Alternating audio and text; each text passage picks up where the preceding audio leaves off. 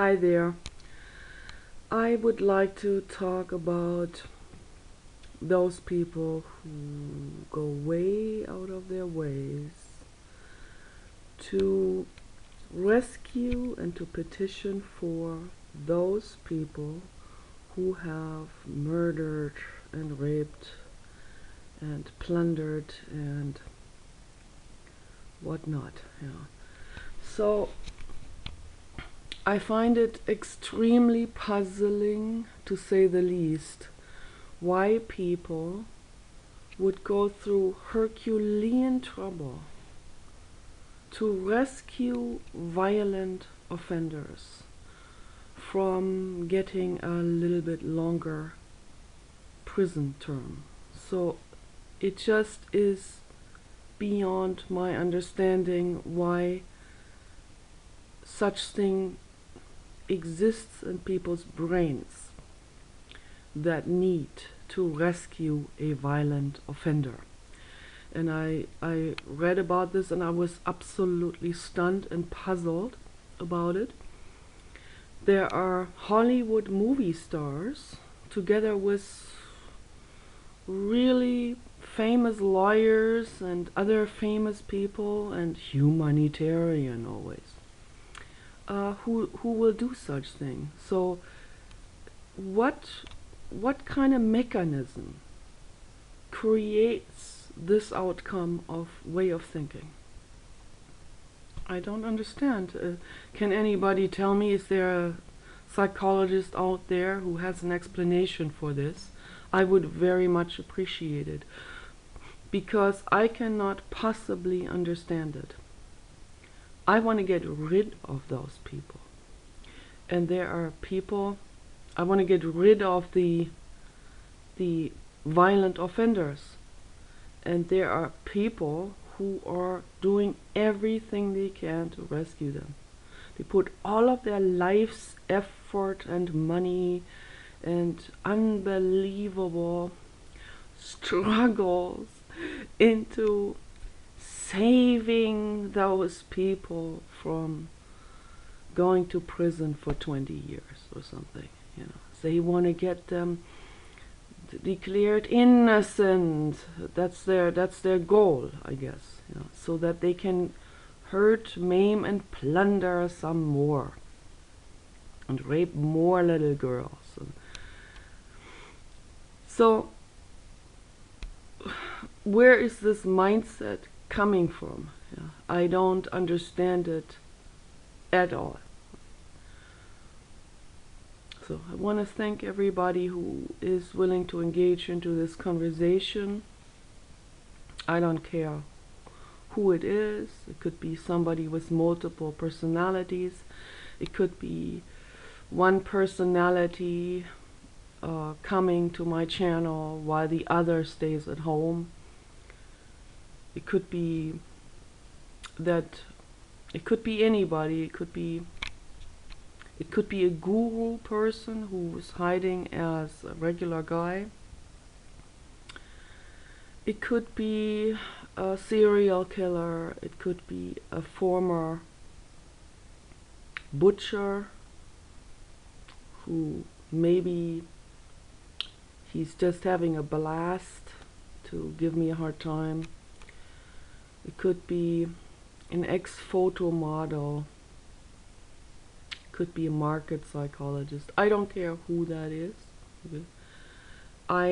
It doesn't give me a hard time, whatever they do, because I have the truth on my side. When you have the truth on your side, you got the arguments. That's how it works, because the truth argues for itself. It doesn't need a middle woman or man to help with that. Okay, so therefore when I say the truth does its own work, basically. And I'm a messenger. I wake up debating every day, so for me it is now becoming second nature. Certainly not first nature, because I have some severe insecurities, and I have been humiliated as a child, and it didn't come easy at all for me to talk in public. And that causes severe focus problems. It's gotten a little bit better now, also because I got better nutrition. I was on too many animal products, and as soon as I phased that out and I started to do more raw and juicing and stuff like this, things got a whole lot better. Better focus and just more clarity of mind, and I recommend it to everybody. If you want to improve your life, that's the way to go. You cut out all the animal products. That's the very first step to take. And it's not a difficult step to take if you really become aware of the consequences of not taking that step, because those consequences will in no way pay off that decadent pleasure in covering up pain with animal grease. It's like you work in a slaughter facility, your body is under a lot of stress because your body cells do not want to kill. And that stress in turn gets translated into incredible malfunction of one sort or another, and then you end up quitting, and then you end up, but you don't even know why you're quitting, and then you end up like trying to cover up that pain with more animal grease, because that's what animal grease does. It makes us forget. It's like it numbs us. It's kind of like a painkiller. So you numb up your pain that you got from killing animals with dead animals. Do you see how incredibly insane that is by itself? First of all, we need to become aware that our biological organism, our cells in our bodies, they are not predatory in nature. They are not parasitic. They do not want to hurt. Our cells they're part of the eternal universe. They are part of pansentience. They are tapped in. And when your brain is not tapped in, and when you are totally cut off and unconscious and have convoluted ego issues, then you are going against your own body by butchering, by eating meat, by eating any kind of animal products, any kind of pus sludge, and by insulting other people, by giving other people a hard time, trolling, etc. Okay. So you are not serving your body cells when you're doing this. You're hurting yourself. You're driving yourself further and further into sickness, mentally, psychologically, spiritually, and physically. That's what's happening, I don't like the word spiritually so much. It's what I understand under that word is this connection to the eternal universe, this being tapped in. So you cut yourself off from that, and you're going to cause yourself a whole bunch of problems. And if you want to get connected, the first step is to cut out all animal products. A friend of mine just recently started doing it. She's now feeling a whole lot better, and I am so happy for her. I'm so thrilled about this. This is fantastic. I know a lot of people who are addicted to animal products. It's because of that very pain-killing attribute. But it's just a temporary relief. It only causes more problems So it just ends up to escalate into more and more and more problems. And I know so many people like this, and so many people who are absolutely contradicting themselves by eating animal products. People who rescue animals, who at the same time eat animals. So, and they try to, and there's a lot of those older ladies that are in the non-intellectual circles who are harboring animals to rescue them from euthanasia. Okay. At the same time, they are like morbidly obese because they are eating animals. Okay, so the contradiction, and some of them are aware of that contradiction, but then quote, I just don't know what to do about it. It's a food addiction, therefore I can't do anything about it. It's this I'm out of control with this. I have no control over this. And finished, end of story. Let's continue this cycle. So that's unempowerment, and that's an impotent belief, according to Tony Robbins. Now, Tony Robbins said if you go to a slaughter facility for one day, you will become a vegetarian afterwards. But that does not apply to people who are totally cut off and who are crazy, who are not in tune, who are not well. Okay. Those people who are not well will not be affected by that. They will actually go to slaughter facilities to work there. They will kill the animals with their own hands. Yeah. And now, instead of beating yourself up over this and saying, oh yeah, I'm just no good, and then you fall even further into this sadistic act outs. Before you do that, get out of it. Okay? Become aware and say, no more. I am no longer supporting sadistic behavior. I'm getting out of it. I'm no longer petitioning for the psychopath or the sociopath or just the no damn good average non-caring person.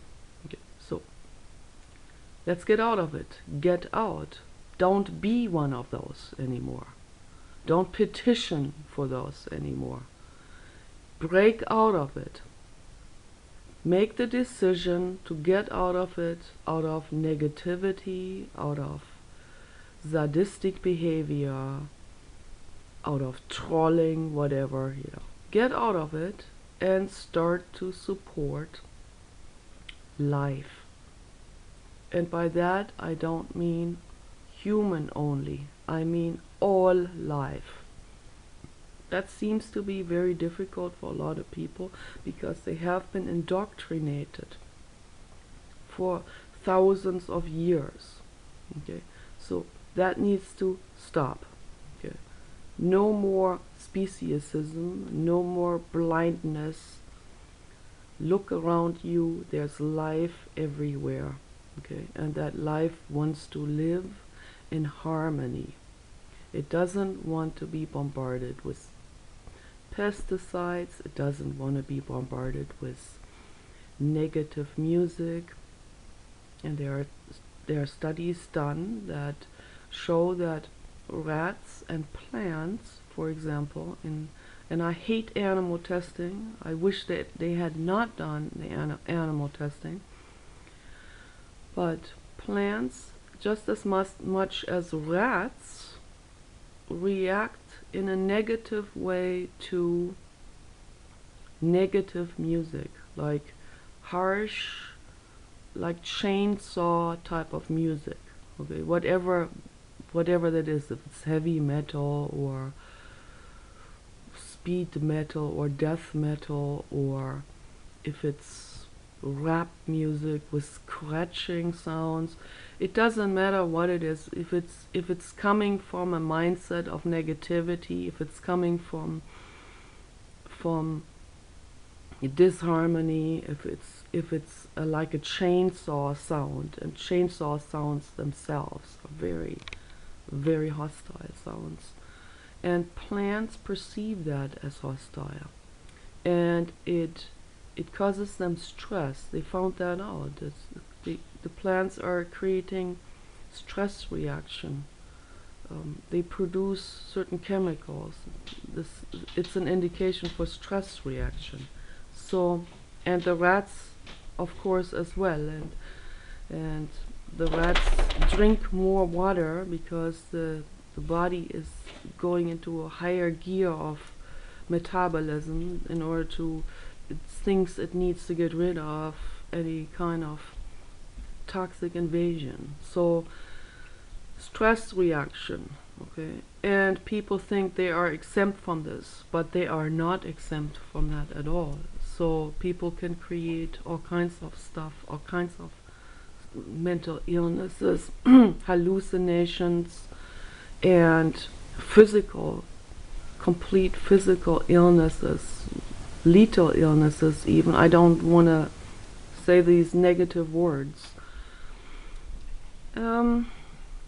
Yeah, all of these things happen with negativity, with that negativity that was meant to numb out the pain that's underneath in the first place. So that's why I hear this term sometimes, kill someone with love. The reason why this terminology has evolved is because when we encounter true love, a lot of people get scared and want to walk away. True love is when something speaks directly to your inner core, to your inner child. Because nobody is born a sadistic person. People can have different brain formations. There's a lot of DNA playing a role in it, and a baby born can have a very strong developed amygdala or a very weak developed amygdala. Those are the two almond-shaped formations in the limbic system that play a huge role in information processing regarding compassion, regarding empathy, and love. That's true love. So we have different brain anatomies, obviously, but it turns out that these different brain anatomies can be worked on, that an atrophied brain in those areas of compassion can become built up for the first time. It is possible. I don't know how fast this can happen, but they found out that it is possible, and there are brain researchers who are in the process of finding out. The problem with those brain researchers is that they're testing on animals. So I find that more than ironic for a brain researcher to try to find out about the regions of compassion, and in order to make people more compassionate while they're doing testing on animals, which is utterly uncompassionate. So I hope that makes sense.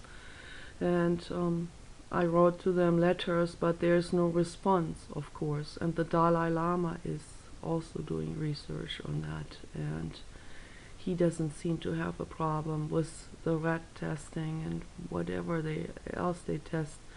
Probably monkeys even, and they're even more highly sensitive, and they suffer even more. She told us that she had to go because she studied medicine and psychology both, and she has 2 doctorate degrees, and she is one of the most brilliant people I have ever met in my life, and also very conscientious and caring. And she said that she almost had to quit when she was studying medicine and neurology when they were working on rhesus monkeys. She could not handle it. It bothered her a whole lot. These grateful monkeys that were greeting them and that were so nice to them after all these things that they had to do to find out. So is after all these things they did with those monkeys, the monkeys were still nice to them. And all the other animals, all the other test animals, they're all so nice and so submissive and loving, and then these people do that, do these terrible, horrible things to them. And then there are, of course, I've seen things on YouTube where they're extra horrific with the animals. They make them go through deprivations and stuff like this. And that's when I just can't handle it at all. I have to turn that off. It's just too much for me to take. So yeah, we have different brains, okay, different brain anatomies. There are people who can handle this. There are people who have absolutely no compassion at all. It doesn't bother them at all to see something horrible. And those are also, of course, those people, they wouldn't care about any other living being, neither animal nor human. So when somebody tortures animals, they could also torture people. And people need to become quite aware of this fact, because life is life. It's the same. Nervous system is nervous system. And these sadistic people know that. Okay? They're very aware of that, because that's why they don't torture their recliner chair, if that makes any sense, right? So they'll torture a cow instead of the recliner chair. So a recliner chair may even have cow skin on it, but they don't cut into that. They don't cut into that for the purpose of torturing. They would rather do it with an animal that's alive, right? So that means that they are aware that the very Christian people that say, well, that want to come up with the excuse the animals feel less or something. Okay, so then why do you cut into the cow? That's my question, and not the recliner chair. Because they, at the same time, they have the argument, a cow is just like a recliner chair. So cow is just like a human. Okay, there's no difference at all in the nervous system and in the perception of senses. So any kind of sense, pleasure, pain, joy, sorrow, grief. Cows feel extreme grief. So it's all been observed. And I have a friend in New Jersey who rescues cows, who says that under the full moon they all gather in a circle and they dance with each other. And anybody telling me they're like a recliner chair, well, my recliner chair does not do that. Okay, so now we can become pretty crystal clear about this, so we do not need to argue with those Christians anymore who think animals are like recliner chairs. And a panel of scientists now had to publicly declare it in 2012 in Cambridge that animals indeed have the same sense perception as humans. It needed to be said because the caring people knew it already for a couple of thousand of years, but it needed to be said to those who were living in some kind of different realm of religion and dogmatization. So it needed to be said to those people who are not aware and who don't want to be aware. So to them it needs to be black on white declared by a panel of international scientists. And there is a way for every single person to heal. My husband, he thinks you can't heal something like this. You can't heal an atrophied brain. But the neuro researchers who are studying compassion, and they have people in an fMRI meditating, and they see that the compassion centers are stimulated and they are actually starting to grow and get built up more. So it is possible, obviously, that the compassion center gets built up, and plain and simply anatomically the neurons start to multiply. It's actual brain plasticity that gets reshaped and newly shaped.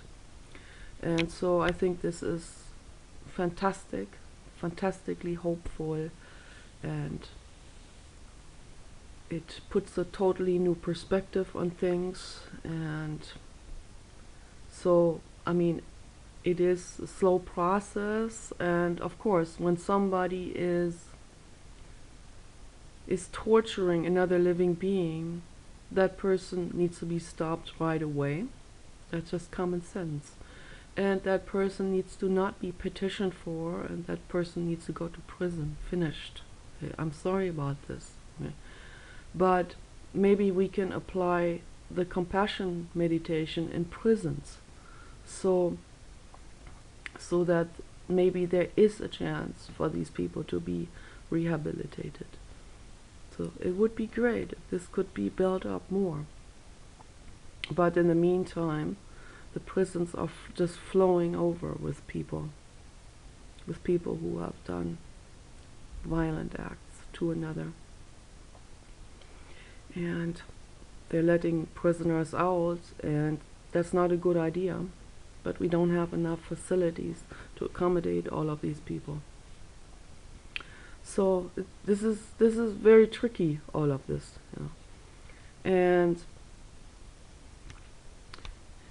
I'm sorry to say it, but when somebody is when someone has that much of an atrophied brain and is doing these types of acts, who is torturing animals, and it doesn't matter where it is, if it's legal, if it's in a slaughter facility, or if it's signing up for ISIS, or if it's going to fight for the U.S. for the oil industry in the Middle East.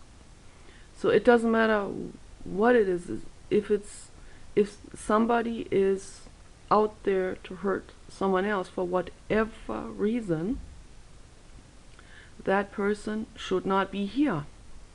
Okay, it's as simple as that. Why should that person be here? Okay, only another sociopath would want that. Okay, only another uncaring person would think nothing of it and think that that person should be here and they should be given a chance and whatever, you know, because he's saying that out of his own personal perspective. Because he wants to be here. He wants to be kept here, and he wants to continue torturing. Yeah. And so it's just, for me, it is so unbelievably difficult to understand how somebody could live a life like this, how somebody could think like this, and would want something like this. This is just so utterly different. So there's just no way I could ever touch a man. I couldn't even shake someone's hand. Someone who is like this. There's just no possible way for me. Yeah. If I find out somebody is doing something like this, I don't want anything to do with that person. I don't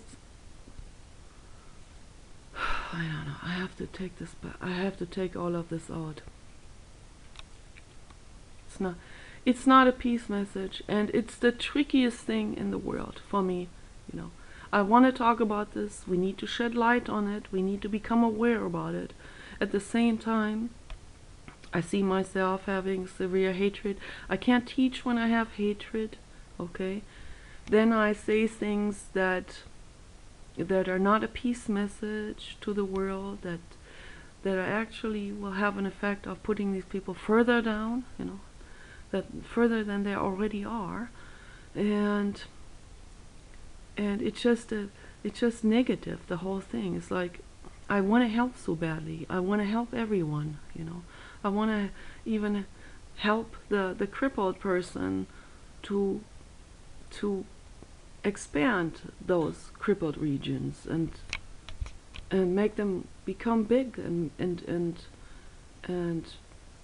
normal and compassionate again, you know. So how can I do this if I am at the same time stepping on their self-esteem? I'm stepping on their egos anyway, but that can't be avoided. I mean, I have to step on egos in order to shed light on things, right? So, well, that's a healing process. But if I step on the inner child that feels unempowered, that's what I don't want to do, you know. So, and also it's tricky because the people, they want to shed responsibility from themselves. They want to say it's the devil who made me do it, or it's someone else coerced me into it. I have no power over it, or it's my multiple personalities that are doing it, or whatever, you know, whatever. I mean, there are people with DID who really severely cut off, and it's a real severe form of denial and dissociation. But even those people can become integrated again in one whole sane brain. Right? Of course they can. It's just most therapists don't know what they're doing. So, and I know that because of my own history going from therapist to therapist. That's why I know that therapists don't know what they're doing. So I had to help myself, and I'm still trying to help myself. I'm not finished, and I'll never be finished, because there is no end to becoming aware and to growing and to learning and so on. But I have learned a lot in my life, and I'm deeply grateful for this. And if I hadn't learned so much, I wouldn't be able to make these videos. I suffered so that I can be a messenger now for other people, and I just wish they would, I wish they would really listen to what I say, because it can only help you. It can only help everyone, you know, if you really pay attention. If you not let the ego get in the way and become sexist and become derogative and become offensive and all of this, you know, if you don't let that shit get in the way, really, it's that you're only hurting yourself. You know, become clear with this. It's like what Jiddu Krishnamurti said. He's just a telephone, like he's just a medium to bring this message across. He said, this is your life. You make something out of it. I'm just here to help. If you're not interested, if your ego gets in the way, well, then you are only cutting your own life source off. So do it. Become aware. Take this as an opportunity. It's free. This information is free. Usually something that's free is not respected.